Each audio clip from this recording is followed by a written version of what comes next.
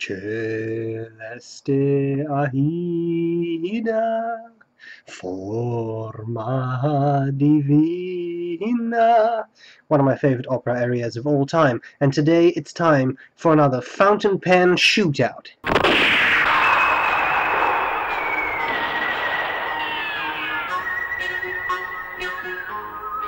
And today we'll have a look at not one, not two, not three, but 4 pens with the name Opera.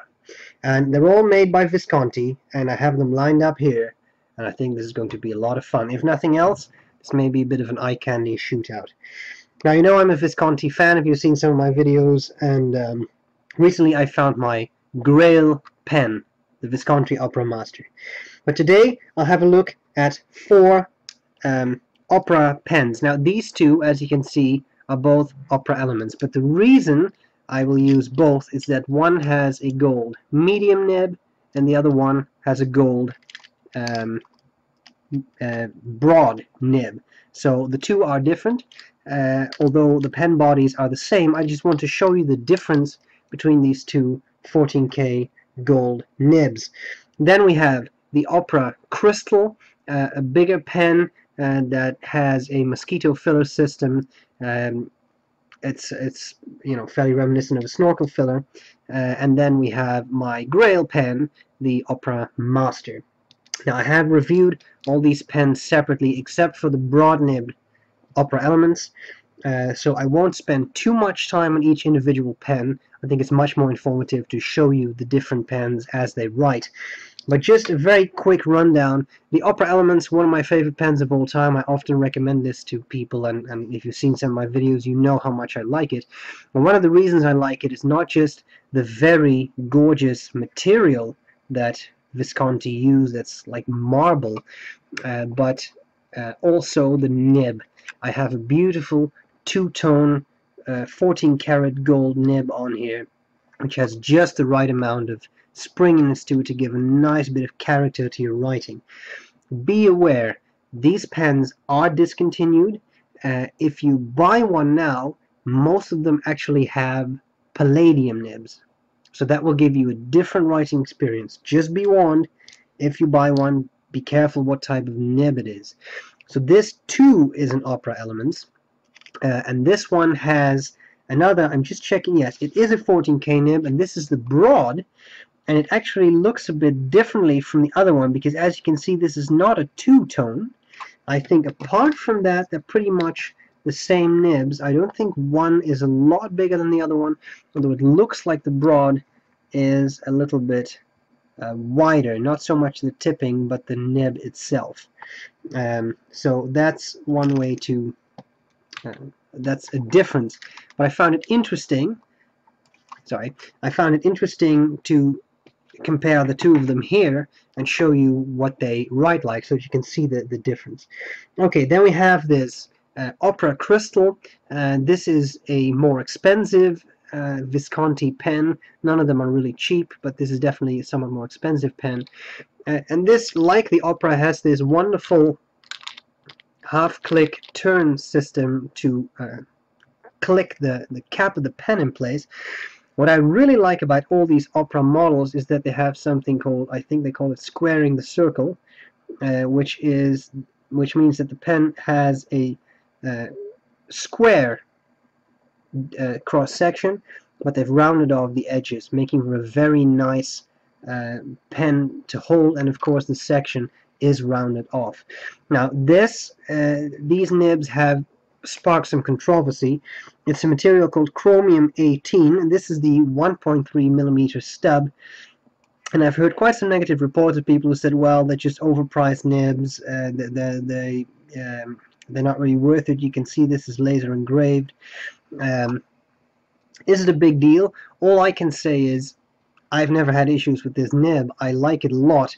The one thing I will say about it is that it's very hard, whereas the other two I've just shown you have some spring to it. This is a very hard and rigid nib. Also interesting to note is the shape, which is definitely a sort of Waverly type shape where the nib is curved upwards just a little bit. Alright, now I'm going to show you my Grail pen, which is also an Opera. This is the Opera Master.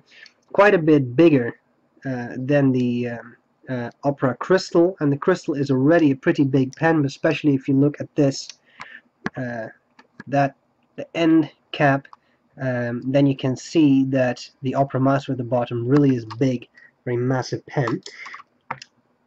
The Opera Element pens, these two have cartridge converter filling systems, and both the Crystal and the Opera Master have Visconti's power filler system. And I can show you how that works best on this pen, the Crystal. You can unscrew this bit, and then you can pull this out. A little piston comes up, and then when you push it back in, it draws a vacuum. This is all very narrow, it gets wider there. The vacuum pops, and then ink is drawn up. And as you can see, this holds a lot of ink. And there is a secondary ink reservoir, which you can see right there. If only my camera will focus, there we go. It's right there, and you can actually drain that by unscrewing this bit and making that piston draw it back. There we go. As you can see, it's emptied now, and when you fly, you can empty out that reservoir so that if there are pressure differences in the cabin, your ink will not be squirted out of your section, which is nice because you don't want to stain your business suit or whatever. Okay, this is the only Opera pen that I have that actually has a regular screw-on cap without that click system, and this one has a large two-tone palladium nib. It's the only palladium two-tone nib I've ever used. It's a double broad, it's a joy to write with, and I have not had this run dry on me or anything, so I very much enjoy that. There's also a cat here. Do you notice it? The cat is an experienced fountain pen reviewer too. Although she looks a little distressed right now. I'll put it down. So the Opera Master, a very large pen. Okay, if I compare that to an Elements, then you can see the difference. The Master is a whopper. Okay, so this is all of this was just to give you an idea of the pens. 2 power fillers, because this is a power filler as well, and 2 cartridge converter filled pens. A lot of talk. I used to show you how to take pens apart in the shootouts, but I've moved that to the disassembly line. Furthermore, there isn't really much. I was unable to disassemble the Master completely. I can't do anything about it. The Crystal, you can unscrew the nib unit without any tools, and the Opera Elements, you can pull out the nib and feed a friction fit. But if you're interested in that, there are disassembly line videos on that, I believe. I think what is most interesting here will be a writing sample. That's what we're going to do next. I hope this was useful, and I'll gladly see you later. Bye! Alright, so here we go with another night at the opera. Let's start with the finest nib in the range. I'm not going to write down Visconti all the time because they're all Viscontis. This would be the Opera Elements. Oh, I wrote down Elements, but it's just one E actually. This one goes. And that's the medium nib.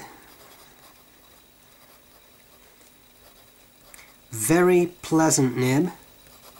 Always enjoyed this.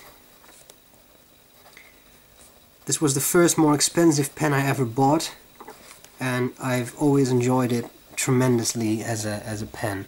Very nice, a nice and wet writer, and also a very nice bit of line variation, as you can see there. So very, very nice, and it will make the feed dry out. It was not supposed to be a flex pen or anything, so you do have to prime the feed a little bit after doing that, but typically it picks up writing relatively quickly again. Okay, now I'm going to show you the other Elements.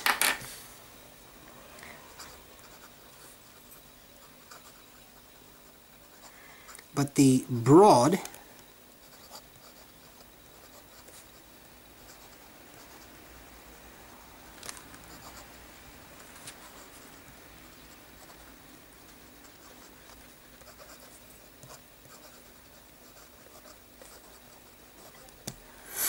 and I very much enjoy this nib too.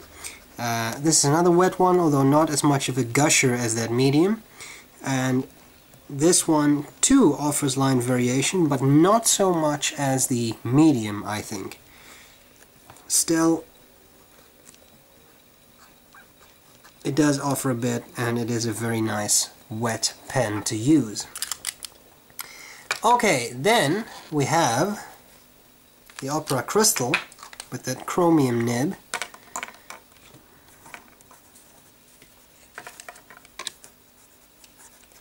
And this is a 1.3mm stub.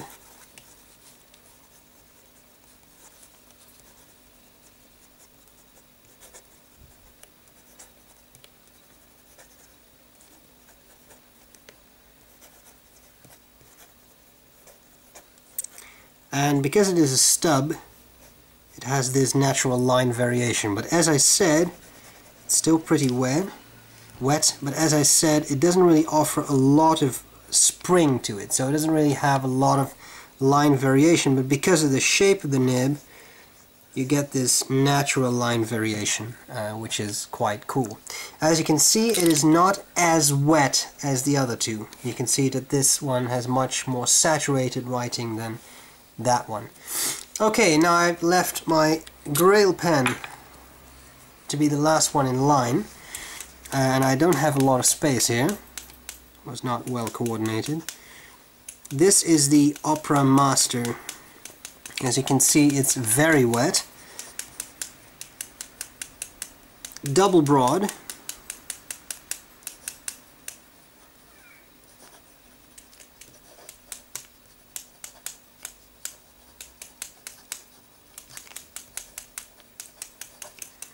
And a gusher of a nib.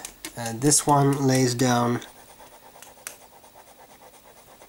a disturbing amount of ink, as you can see here, but I absolutely adore it. When it comes to line variation, it is a palladium nib, which is actually relatively springy, making for very nice line variation. And as you can see, the feed keeps up pretty well with all of that.